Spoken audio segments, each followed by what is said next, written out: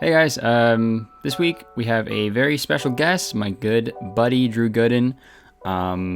This was a fun one. We kind of just like caught up, talked for a bit.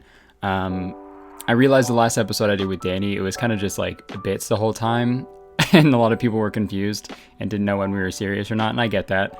So I'm trying to be a better host. I'm trying to be a better podcast host. So we got into some good conversation in this episode, and it was a good time. It was nice to catch up and, shoot the shit. So I hope you guys enjoy it, and yeah, see ya.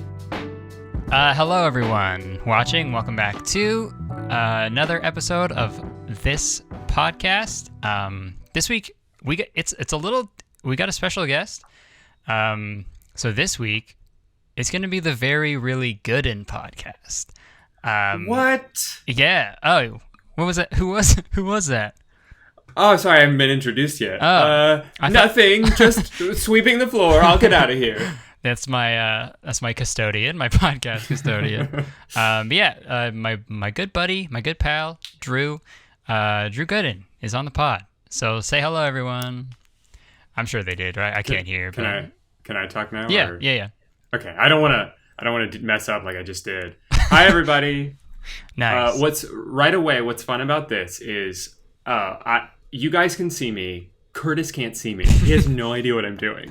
So I'm gonna play some pretty epic pranks on him during this podcast, and he won't even know. Okay. Now I'm gonna be really self-conscious the whole time. Perfect. No, you have the upper hand. Yeah, that's the best headspace to be in for a podcast, is self-conscious. Self-conscious and worried the whole time. Not confident. But yeah, for those of you who don't know, which would be odd, but Drew Gooden is a YouTuber. He's yeah, right? That's people get weird about like labels and shit, right? Oh, like there are YouTubers who don't like to be called YouTuber? Yeah, I think so. I don't really mind it, but I don't really mind either, because it is true. I understand for some people it has a negative connotation, like, oh, you're just a YouTuber, but right. It would be weird for someone who watches you to think less of me because I'm a YouTuber. Right. Like, so it's in this setting, it's a great introduction. Right. Yeah, they're okay if I am, but if you, no. Yeah, who's this guy? Who does he think he is?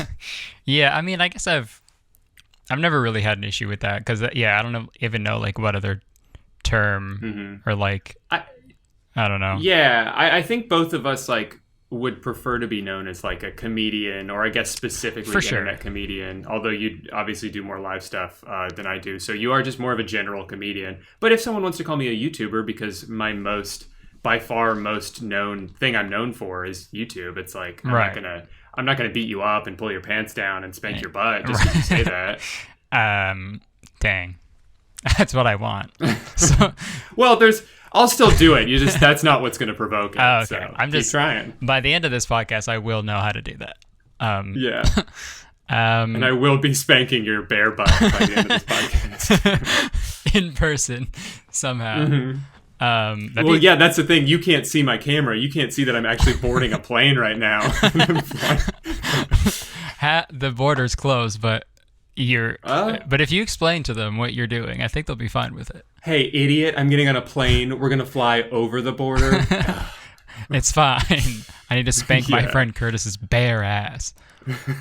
We're doing right ahead, sir. Yeah, sorry, Drew. I guess, man, I feel like it's weird, this whole thing that's going on. Speaking of the border being closed, I guess.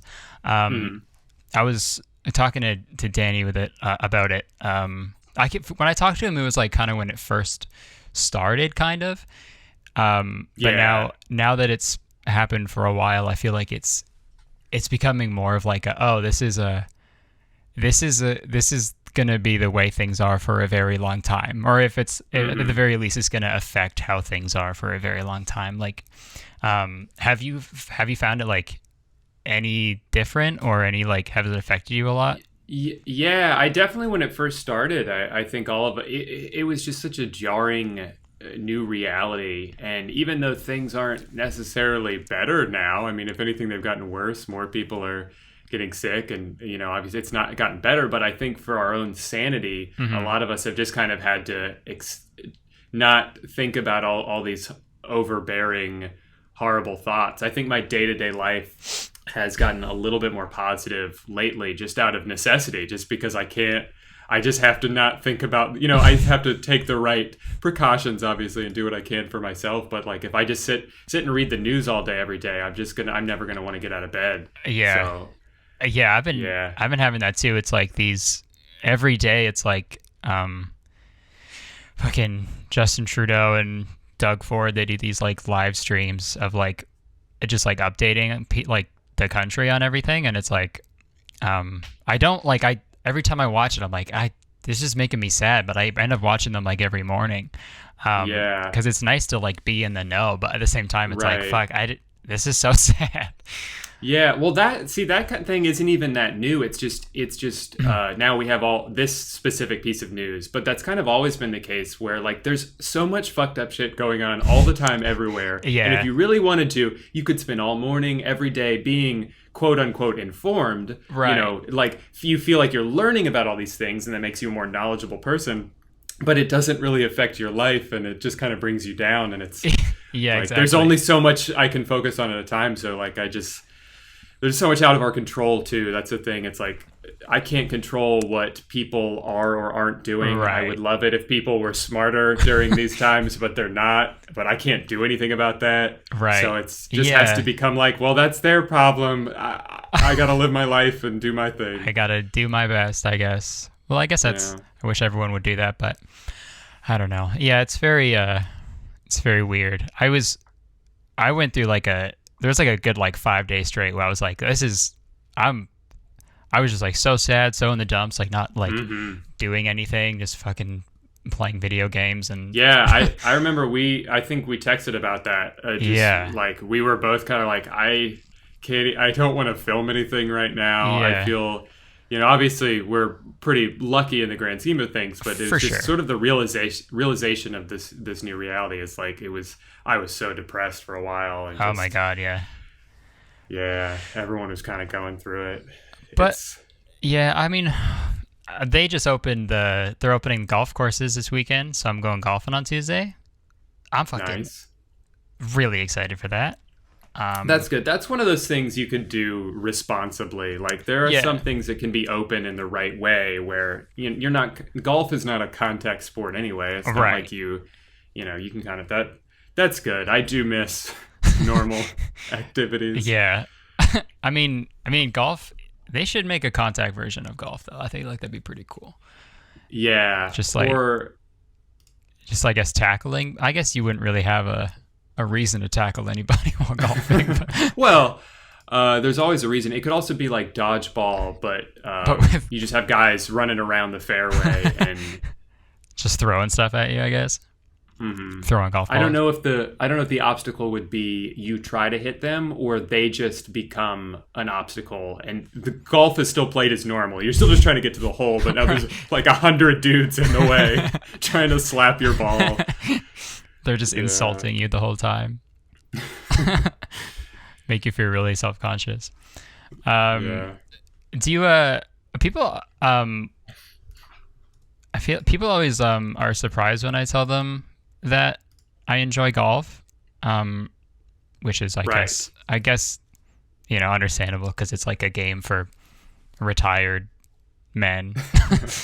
But I actually didn't know this about you, but you're a big sports guy. I do love sports and I miss sports. I bet. It's same with you. Like people don't realize you like golf because they've decided it doesn't fit your brand, the brand that you put out. And also you don't talk about it. So it's understandable. I don't really talk about sports. So when people are like, wait, you like sports? I'm not like offended or like surprised. It's like, not that I would be offended. That'd be weird. But I'm not surprised at, hey, eat shit. I can like ball.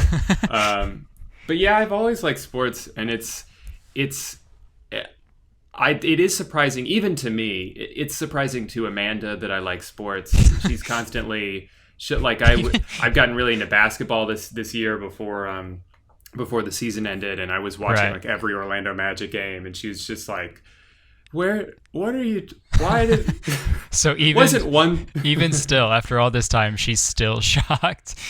Yeah, like she kind of gets it, but then sometimes it's like, this is who I married.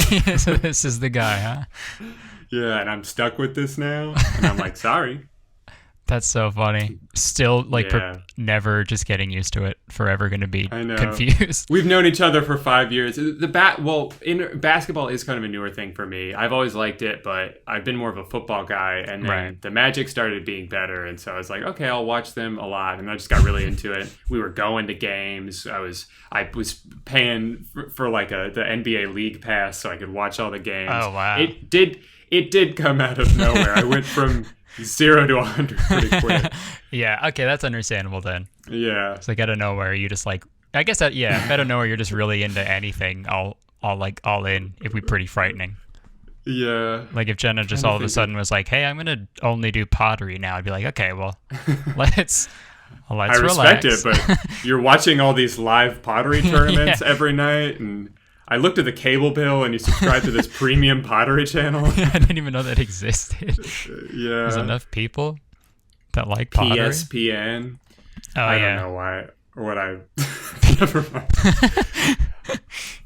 I think it would be EPPN, actually. I think because instead of sports, it would be pottery. And I don't know what the other ones stand for. Well, okay. What what does ESPN stand for? I should know that. Everyone sports please now. People please now. Everyone sports please now. Instead it would be everyone pottery. Yeah. Pottery. Please pottery. So it'd be EPPP. Everybody pottery. Oh, that's great. Yeah, I remember on tour that was like a big thing of like people going to like that one time we tried to go watch the game. I don't know what game it was. We went to Buffalo Wild Wings, and oh, holy shit, there was the most people I've ever seen in any one place. Yeah, especially because we were in such a rural, I forget exactly where it was, somewhere in Virginia. It was like rural America where like the thing to do is go watch sports. And on a Sunday afternoon, if you're not there an hour before all the games start, you're not going to be able to get a table at Buffalo Wild Wings. And that's what we learned. Yeah, the hard way. We're in the hard way. That's so. That was a hard day. What? That was when we found that Jason Derulo song. So it worked out for the best. Yeah, it's Smoky Bones. Smoky Bones. I don't know. I don't think we've ever. Did you or Danny talk about that anywhere? I don't think so. I don't know if it's as funny to other people as it is to us. Yeah, but I guess that is still just an inside joke. I know Danny talked about it on his Instagram story, maybe, because wasn't he dancing to? He did like a remix of it when we were on tour, and he was dancing. Right? To it. Yeah. And then someone used that audio for like an edit or something. Yeah, but no one ever explained the backstory. I guess we should just leave it at that. Yeah, I was about to explain it, and I was like, what could I add to it by explaining it? It's just it's a funny song, and we heard it. That's the story. Exactly. It's not going to be. People would hear it and be like, okay, that's not really that funny. Yeah. Redonkulous. Do you think playing that song in a YouTube video would get it claimed? I don't even know if that song is big enough for that to happen. I don't know. We could. That'd be a good test. Yeah. Both of our next YouTube videos will just play the entire song as the outro and see what happens. And let nature take its course, I guess. Yeah. The nature of the YouTube algorithm or whatever. Nature of Jason Derulo. Have you seen his TikToks? No, I didn't know he had TikTok. He's very weird on there. He does like all the dances and stuff. It's either him like dancing a lot, or he's like baking like a really like a big like cookie or something. I did see one where he was baking like candy inside a cookie or something. Yeah. And then he bit into it at the end, and it was still piping hot. And I know that he burned his mouth, and it hurt for days. like, I don't know, man. I saw this on Facebook somewhere. I gotta do it. My manager told me to make TikToks. I don't know. Burn my mouth. Yeah. It is weird. Like, it's already weird when some celebrities join YouTube and it's clear they're just doing it because they were advised to and they don't really have like a theme or purpose. Right. But then they go to TikTok and it's even more meaningless because then they're just doing trends. Yeah. And it's like, I feel like if you're for a celebrity to join YouTube, it's like you need at least a little bit of a plan, or like it takes a little bit of effort. But at TikTok, it's like you could just fucking do whatever, and it takes like a few seconds. It can get so weird so fast. Yeah, I feel I like that really never happened on Vine though. I feel like that was like a different time for like, even though it wasn't really that long ago when you think about it, but like I think it was still during a time where maybe those traditional managers who were kind of managing these artists wouldn't see the value in Vine as much as now. TikTok is just like, well, everyone's on TikTok, so it's all about expanding your brand and diversifying and true. The plan at the time. The only celebrity I remember on Vine, I'm sure more will come back to me, but Bo Burnham was great. Oh yeah, he was really funny. He was so funny because it was just really good original jokes. It wasn't like the novelty of Britney Spears is doing something and that's why it's interesting. Is like they were just funny. Yeah, he was like genuinely like creating like good original like content on it. I remember I saw his he came to the Toronto YouTube space when that still existed, and he did they did a viewing of 8th grade there. He did like this Q&A after. It was really cool, but he was like, as soon as like he said, someone asked something about Vine, and he was like, yeah, as soon as someone like came up to him and was like, oh, you're the guy from Vine, like that's when he just stopped making them. Because he was like, I don't want to be known for that.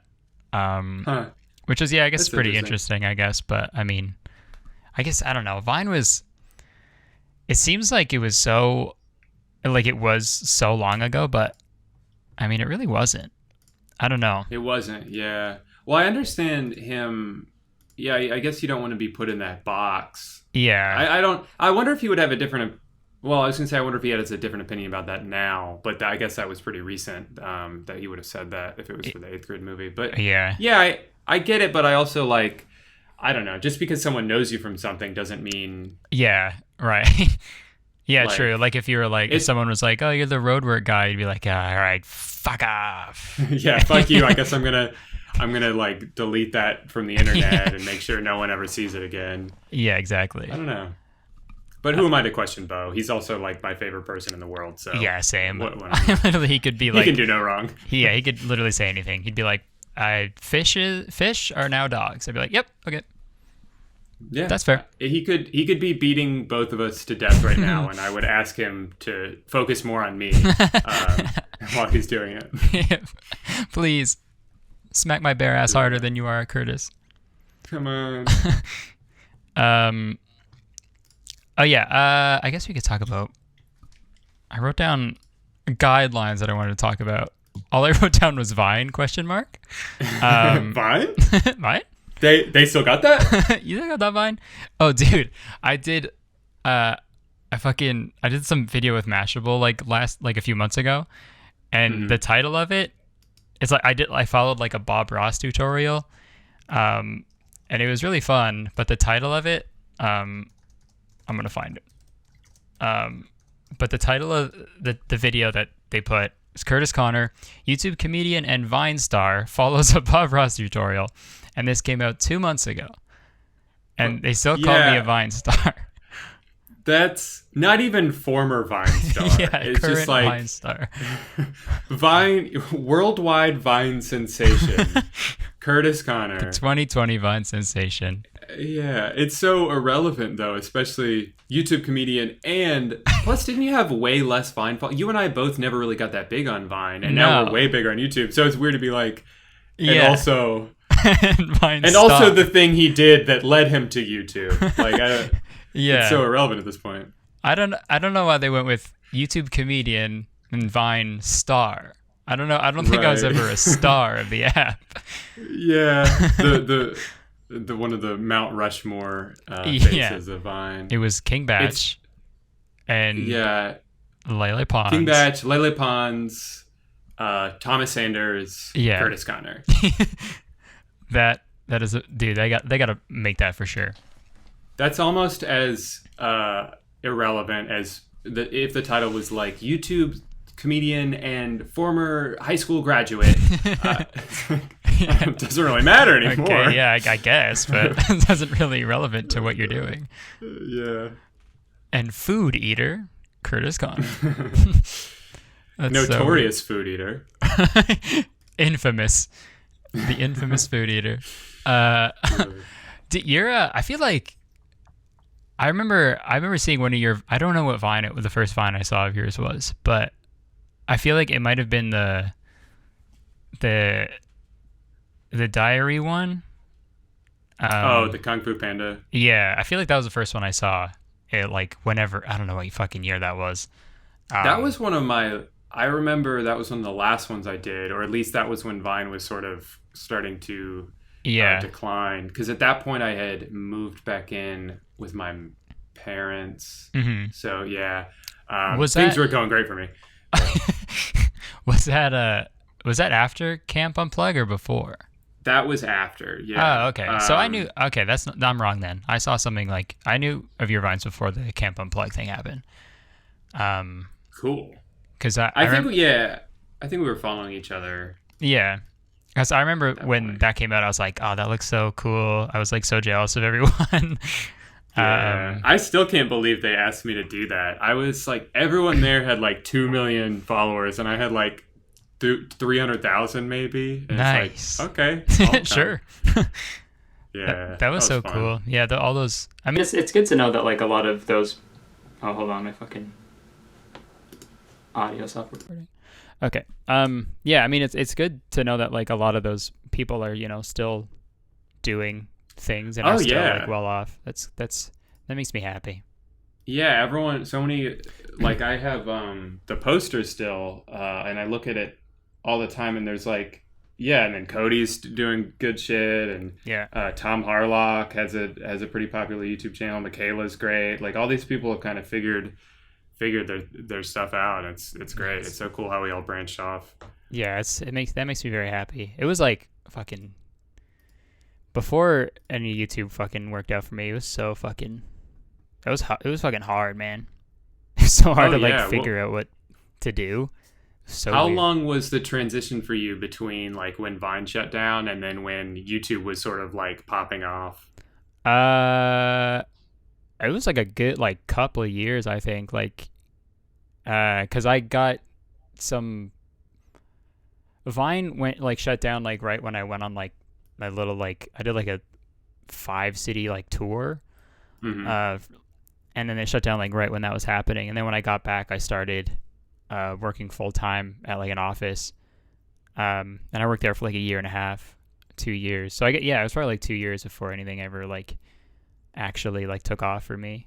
It's 2 years filled with just like, did I peak already? Will I ever? Yeah, that self-doubt is rough. Oh yeah, man. It doesn't go away. I deal with it. Oh, for sure. Every week. Yeah, now we sort of have this imposter syndrome. I think we experience every once in a while where it's like I just forget how to make YouTube videos sometimes, and I'm like, wow. The last one was so easy, and now I'm like, I don't know how to do. I'm not being funny, and I just it's just constant. It's rough. I want to say I've gotten better at it, but I feel like I've just gotten worse. I don't know. It's weird. Yeah, I feel like I've gotten more consistent, but it never goes away. Like I'll kind of stay good longer, but then it's inevitable that I will eventually have sort of an existential crisis. Right. What am I doing? And I think it hits a little bit harder when it's like now our audiences are so big, and it's like I have too many subscribers and too many people watching me for me to feel like I don't know what I'm doing. It's like, I don't know. It's just weird. It's a weird feeling. Yeah, I feel like YouTube doesn't help either, because that whole fucking thing that as soon as you open it, it's like, hey, last video is shit. You're shit. You should die. 14 out of 10. Go fuck yourself. Yeah. It's like, goddamn. And they added it to the mobile version of the app now, so you can't even avoid it. Yeah. Before it was like, all right, I know this video is not doing well. I just won't go on the desktop YouTube studio. But now it's like, I just want to read some comments. And it's like, did you know that no one likes you anymore? You idiot. Yeah, they should just... And next time they should just send like people in YouTube shirts to your house to just beat the shit out of you. Just break your kneecaps. Yeah, hey, your last really video was bad. Yeah. Yeah. They'll tattoo 9 out of 10 on you or something. Carve it in your fucking chest. Yeah, which I guess I'm realizing as I say that I'm sure I guess people don't know what that means. That just means like the ranking of views. So because 9 out of 10 normally sounds good. Oh, you're 9 out of 10. That's 90%. But here it's like it shows you how few views your new video is getting in this time frame compared to your last one, and it's like I don't need to know that. Only tell me it if it's good. Why would you ever tell me that? Yeah, I don't know what asshole fucking proposed that, and what asshole was like, yeah. Mm-hmm. Good idea. And then it comes with like a little sentence that's associated with it, and it's like very condescending. Like I guess people just aren't as interested in this topic as usual. Yeah. Try again next time. Better. It's like you kind of sounded like a little bitch in this video. I feel like you need to not be such a pussy next week. Yeah, or just more of a pussy. Really lean into it. You're kind of on the fence, and I'm just not feeling it. Next week, you better come out with your dick between your legs, and that's it. Okay, I think I saw something very funny today on Twitter. You think you saw something very funny today? Yeah. Tell me about it. I can't be certain. But I'm gonna send it to you on Discord. Don't read the link. Just open it. Okay. And then tell me what you think. I don't know if you've seen this yet. Oh, it's going to pop up. Oh, ew. I did see it. Okay, so to those people who aren't watching the video, there is a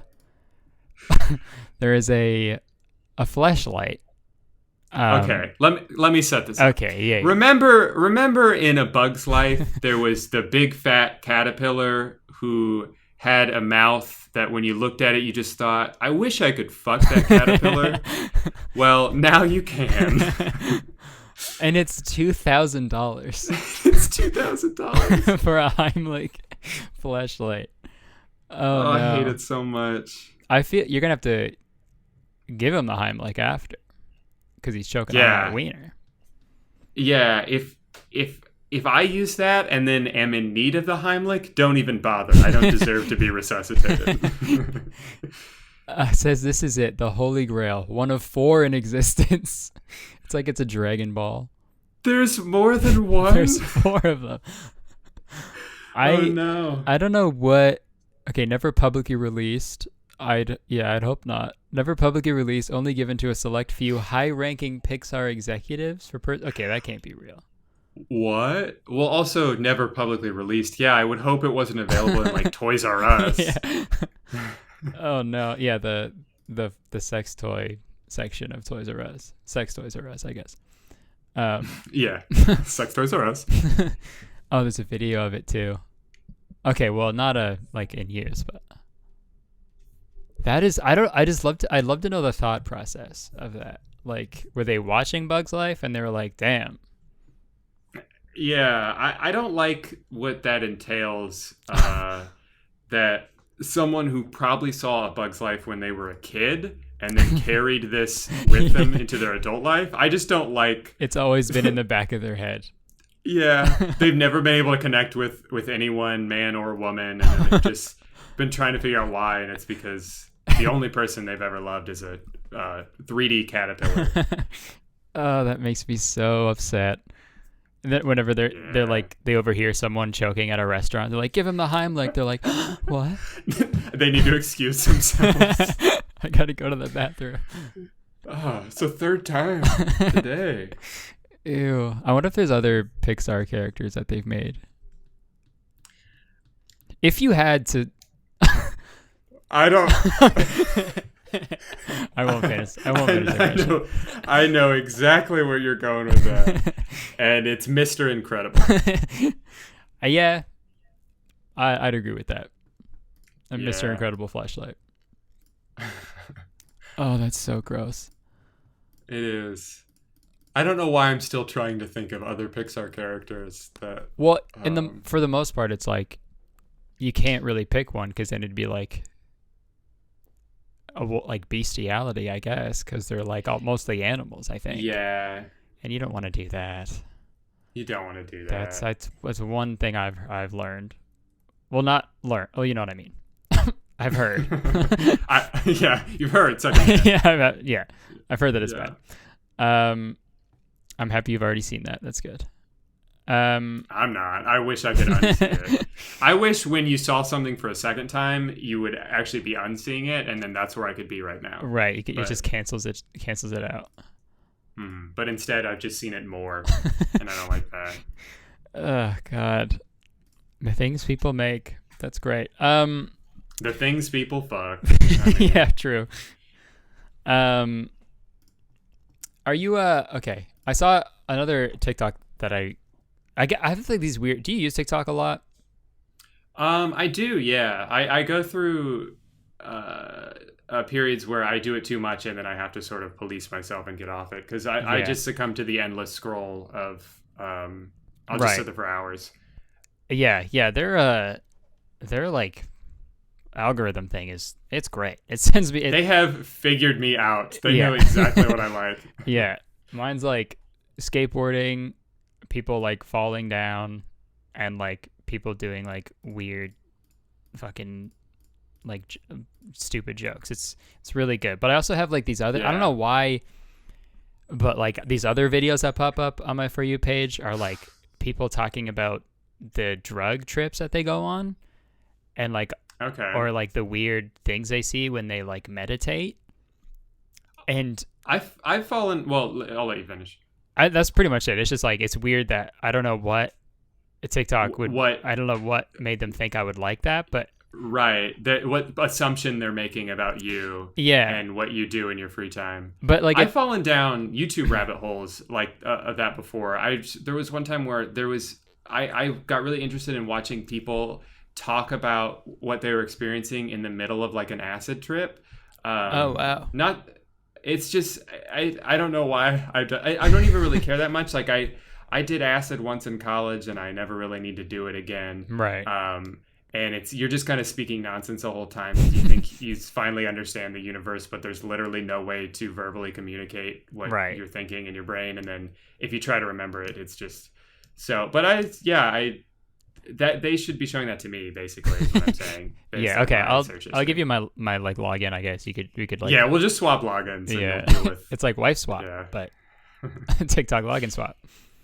And you scroll through now and you see a bunch of like caterpillar flashlight related things, and you're like, wait, was Drew lying about not liking that? Because like go to your house at some point and you have all 4 of the flashlights.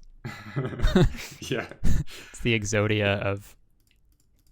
I have the other 3 of the. Oh, okay. And then this guy at Vice is trying to sell his, but I would never sell mine. And you might think like, how do I use all 3 of them at the same time? But I'll let you know I have 1 dick and 2 balls, and that's all I'll say about that. Okay, but you use all 3 at the same time? Yeah, I use all 3 at the same time because. One for the, and then 2 for the. Yeah. Okay. 1 for each of the balls. Okay. Buying a fleshlight and only dipping your ball in and out. Yeah. It's a lot of work, but I like it. That's that's what sex is. Mm-hmm. It's ball dipping. That's what balls are for, to dip. Yeah. They will not let me around like fondue or chocolate mountain anymore because I had one at my grade 8 graduation and I just could not get my balls out of there. Yeah. They were pulling me, trying to get me off of there, but I was like, nope, I'm not moving. Yeah, the grocery store employees always wonder why I'm stocking up on salsa so much. And it's just like, I like what I like, man. Yeah, leave me alone. I just have 2 shopping carts full of salsa, loose salsa. It's falling through the shopping cart. You open the salsa jars, pour them into the cart. Yeah. Oh, that's you know so me dumb. so well. I mean, it's really funny because I put this shirt. I meant to say that while I brought up, never mind, I'll get to that in a second. But why I brought up people talking about other dimensions and tripping and stuff, because I feel like, I don't know what I am like when I see stuff like that, or like someone's like, yeah, I like meditated and I went to like this other dimension and I met these otherworldly beings and shit, and I see that and I'm like, there's no fucking way. There's no way. I don't know if I'm just like, there's no like, I feel like you can be spiritual, I guess, but like when I see stuff like that, it's like, bro, like, how? It's just so easy to make up a story like that too. It's like you just have to kind of assume most people on the internet are lying. It's just what a weird and specific thing to lie about, though, too. Yeah, but they could pretty much say anything, and I guess a lot of people would be like, "Oh, that sounds like true. something that happened." Yeah, that happened to me too. Yeah, I used to lie. You said that was because you drank one beer. Yeah, yeah. Alcohol's crazy, man. That happened to me too when I drank one beer. That was fucked up. I used to lie so much when I was a kid. I used to lie Me too. I used to lie all the time. All the time. Just about everything. Yes, dude, I've been thinking about that a lot actually lately. It's funny you say that. I remember it was just the dumbest shit. I told someone once I could speak German, and then he was like, say a word in German, and I made up a word, and I was like, Dorkenparf or something, whatever I said, whatever word I made up. Yeah. And I was like, that means hello, and he's like, no, it doesn't. And I was like, he called me out on it instantly. Oh, that's so fun. Yeah, it is. I think about that so much, like just being a kid and just like, I don't know, maybe you just want people to think that you're like more interesting. I don't know, but I think that's what it is. I told my friend that I was going to be in the next when Harry Potter 3 came out, The Prisoner of Azkaban. I was like, yeah, I'm going to be in Goblet of Fire. And he was like, oh my God, really? I was like, yeah, I'm playing Draco Malfoy's brother. And he was like, I read the books. Draco Malfoy doesn't have a brother. And I was like, oh, they added him in for me. Just for them. Oh my God. And he believed me up until the movie came out. And then when it came out, he was like, you lied to me. That's so funny. I can think of a million of the littlest lies that I said for no reason all the time, and then and anytime I got called out on them, as I should have, my heart would start beating really fast, like, oh fuck, they figured it out. It's like, right. Why did I have to lie in the first place about? Yeah, why would you subject yourself to that stress? When I was in 5th grade, I remember telling someone they were like absent the day before, and I told them that they missed out on like a career day, and someone came in. Someone's dad was like an Olympic athlete. Why did I say that? Yeah. It's so specific. What? And it's so easily fact checkable if they just talk to someone else. I don't know. Yeah, just for no reason. I guess I don't know. Yeah, there was. I mean, it was a Louis C.K. bit. I guess he's he's bad. Yeah, but it's that one, it's hard to want to reference his bits because he did have some good bits my knowledge of his wrongdoings. So they're still valid bits in my mind. That one bit when he's saying, like, you have to tell your kid not to lie, but lying is the thing that fixes like every problem. Like, that's such a good bit. It's so true. Like, when you're a kid, it's like, I know I'm not supposed to, but it's like, it's just, that's what's gonna fix what I want to do. Right. It's because we're too stupid as kids to figure out what I don't know. I remember. Yeah. God, I lied to my parents all the time. Yeah. Oh my God. Yeah. My sister was really good at knowing when I was lying because she would call me out instantly every time. We used to play Roller Coaster Tycoon a lot as a kid, and I remember telling her that I saw a guest throw up in a trash can, which that doesn't happen in the game. It's just not coded into the game. Yeah. And she was like, no, you didn't. And I was like, yeah, I did. It's like, why did I make that? Why did I even need to say that? I don't know why. because we're so boring and we have no real stories, so we have to just make stuff up. That's so funny to think, just lying for fun. When I was there was another thing I did. I think I talked to this on my podcast before, but there was this kid on my street named Eric. He was a lot younger than us, but we convinced him that he had super speed, and he would just run like down the street, and we'd be like, "Whoa, that was so fast! How'd you do that?" Oh, that's kind of mean. It's that's so mean. Fun. You build up his confidence. Yeah, we thought we convinced him that he had a superpower, and then like one day we told him that like we were lying to him, and he fucking like he ran home crying. It was really mean. Yeah, that's rough.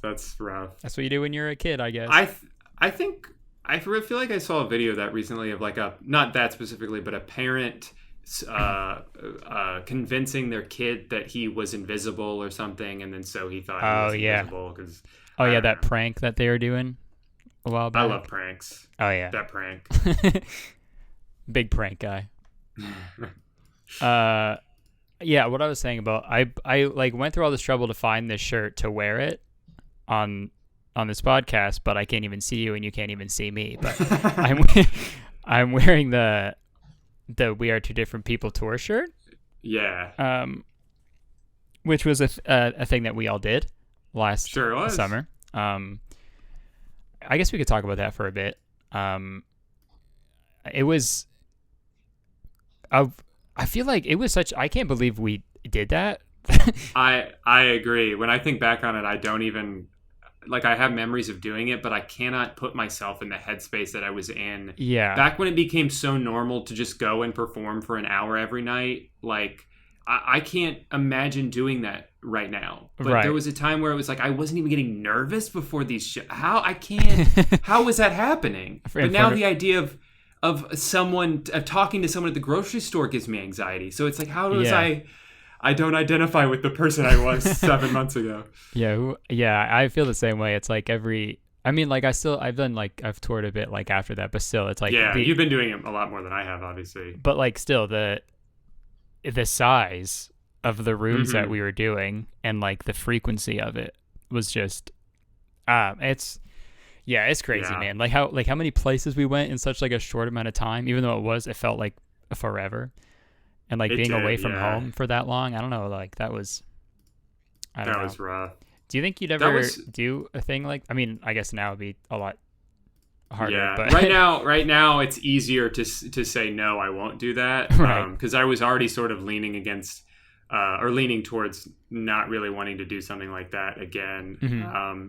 Even though a lot of it for us was we've never done something like this. We think we'd be good at it. It's going to be a learning experience. And I do feel like the shows got better as it went on. I felt like we got really comfortable, especially our bits at the end with the boxing match. That was so fun every night. That was my favorite part of the show. Yeah, we would improv a little bit. We'd find new bits within and just do them again or change them a little bit. That was so fun. And I feel like we learned a lot of how we could improve it, and it would almost be a waste of that to not do another tour. But I also don't think I ever want to do that again. As fun as it was, and as proud as I am of what we did, right? I have nothing else to prove. To myself. You accomplished what needed to be accomplished, I think. I think just something to that scale too. I mean, I love your stand-up. I would love to. I wish I had started back when you did.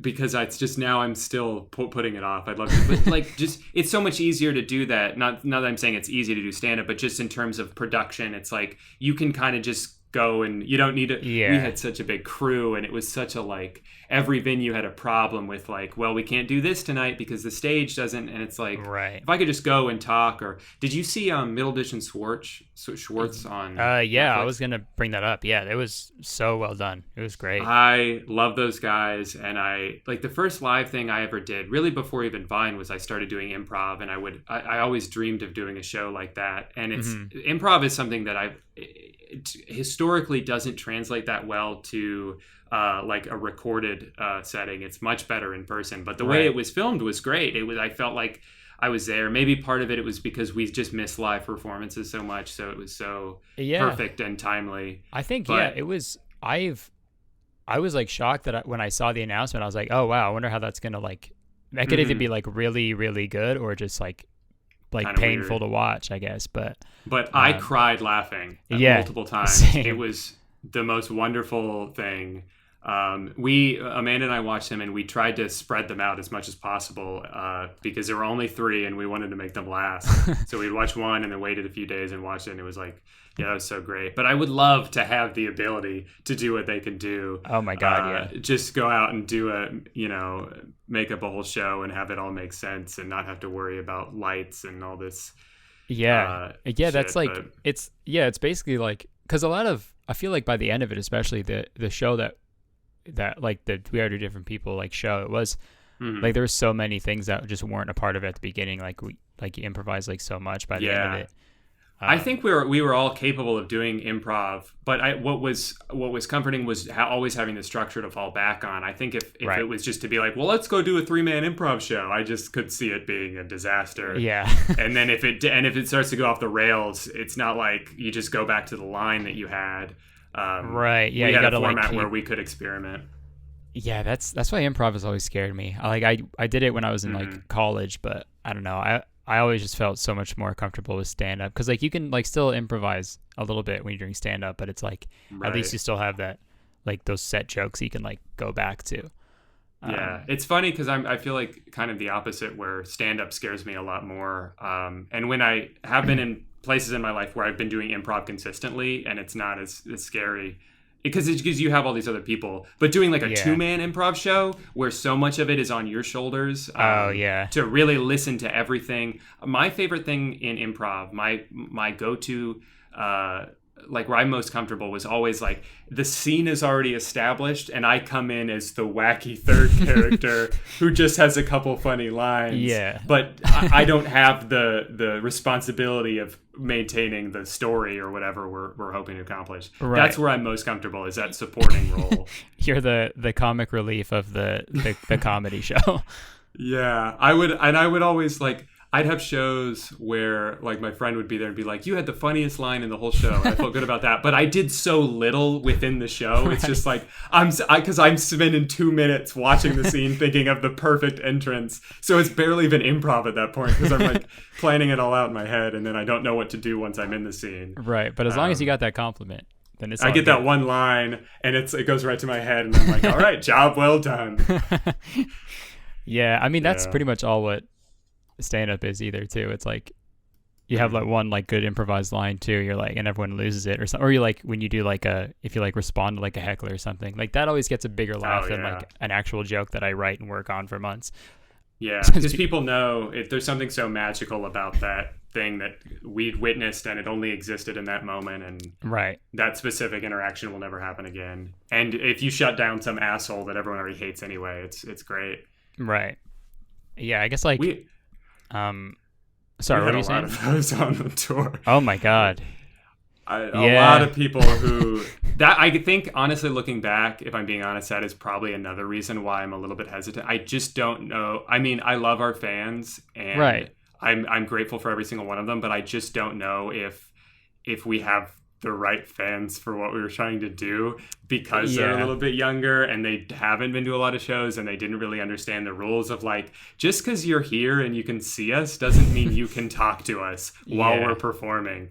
And just because sometimes we ask for input from you guys or we ask for suggestions doesn't mean that that's a constant thing where you can just say something at some point. Right. And then people would get upset. We would kind of tell them to stop, and people would be like upset. We'd get tweeted after the show how rude it was. And it's like, do you not understand? Those people no one else came here to listen to some random 17-year-old from the audience talk. They came here to see us. They spent like $30 to come see us. Right. And we're trying to do our show that we've spent months and months putting together. And you think that you have something funnier to say or more important to say. And the idea that not only they thought it was the right thing to do, but then they thought it was rude for us to be annoyed by it was just like, come on, guys. That fucking pissed me off a lot. That still happens a lot. Well, when I would go on tour and I would call people out, like, I think someone tweeted at me and they were like, Curtis was so rude to this person who asked him this is what the person in the audience asked me what my fucking favorite Jonas brother was during my set. And I was like, I think I said whichever Jonas brother doesn't interrupt someone at a show, and then they got like super like sad after that, I guess. And then the person who saw that tweeted me, and they were like, "If that was so disrespectful, this was someone who had the courage to ask a question, and he just shut her down. If I was Curtis, I would have gone into the audience and given her a hug." I was like, dude, what? Do you know what stand-up is? What planet do you live on, bro? Any comic would ever do that, ever. Yeah. Oh my God. Yeah, I get that. I mean, that's one thing I don't miss about touring right now is dealing with that. And I don't want to, if anyone is listening to this and they came to our shows, we had some great audiences. We had some God. very mature audiences. Yeah. But then we had some shows where it was just the percentage of loud children was worse.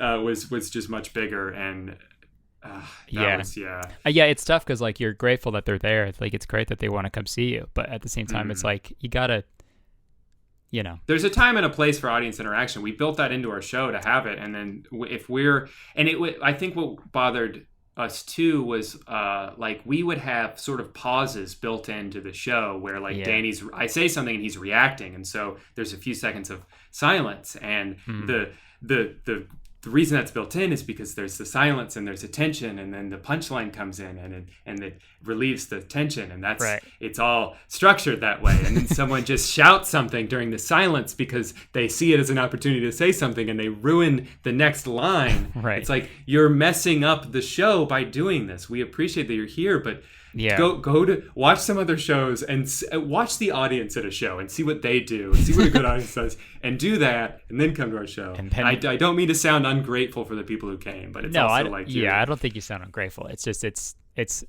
there should be like a. I mean, like we even like said at the beginning at some points to be like don't take videos, don't say stuff. But so it's like I don't know, people are gonna do what they do, and then if they got to learn the hard way by, me or you or Danny being kind of semi like passive aggressive to them. That's just kind of how you would learn something, and then that shouldn't be like oh man, he ruined my night. It should be like, oh, he was probably right, I shouldn't have done that. I won't do that again when I go to shows. Yeah, exactly. It's like it's okay it's your own fault. I don't feel bad for you that you got yelled at for. Yeah, that's so dumb. But that, I mean, all in all, though, that tour was a lot of fun. We had a great time. That was so much fun. I was thinking about it recently, and there was so many great memories. I have zero regrets. I'm glad we did it the way we did it. I think we learned a lot. I think we had. I'm proud of what we did. I think we had very few. We had a couple shows where it was just weird. The vibe was off, and we never really felt. Yeah. But for the most part, we had really great shows every night. The energy was really good, and I feel like we really put everything we had into it. And it was awesome. Yeah, it was. I remember watching it for the first time, and I was like, "Fuck, they did a really fucking good job, and it was great." And I'm glad you guys brought me along. It was good. Yeah, it was fun. It was just fun to hang out too. Like some of my favorite memories are like being like I don't know, like just hanging out in the tour bus afterwards and doing bits, and it was so funny to see.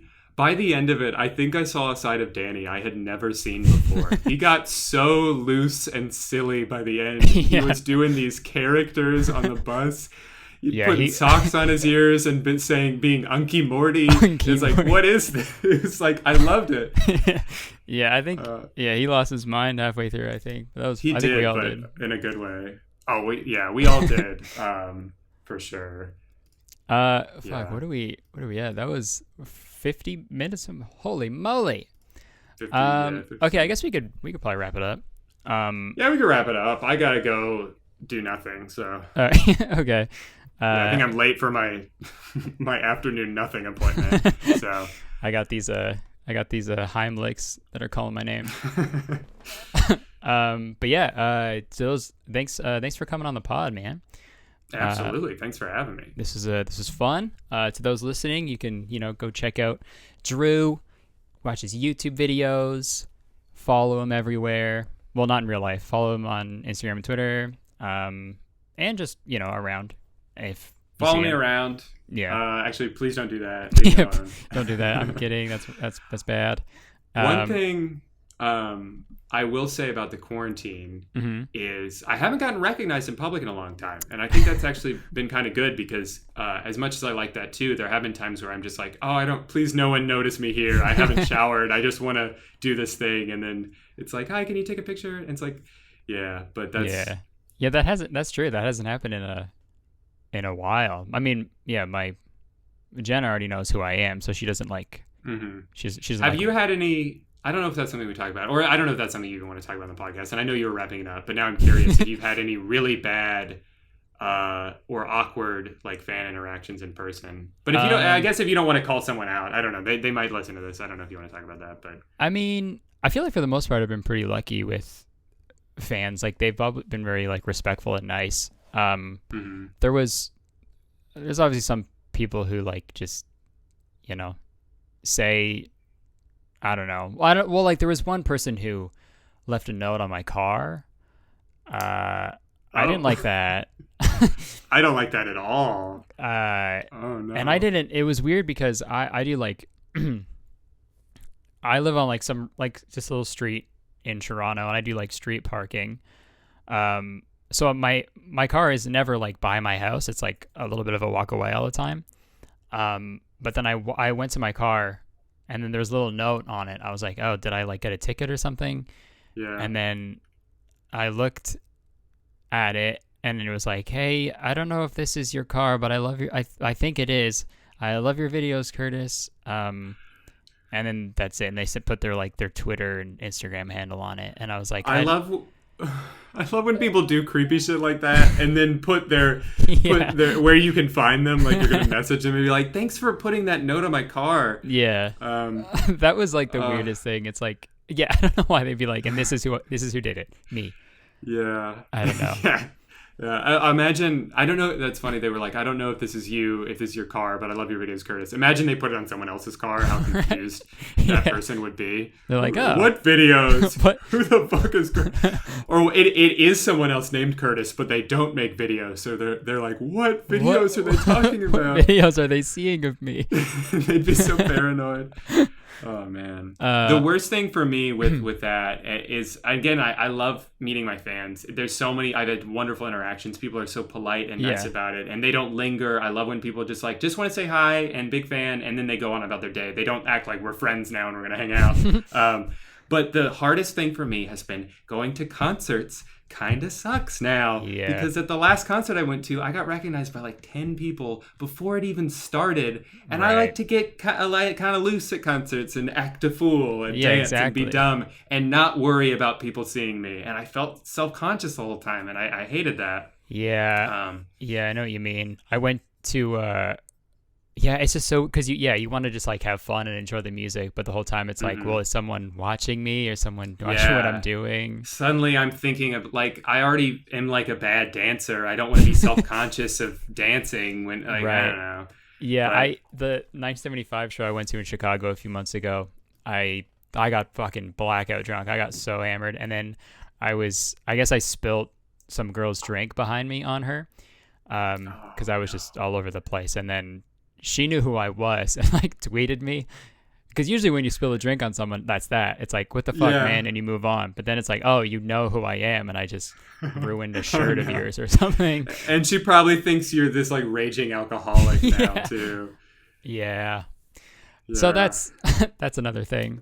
Well, but that being said, what I wouldn't give to go to a concert and for things to be normal right now. Oh my God, yeah. I'd love to be silently judged by maybe a couple people.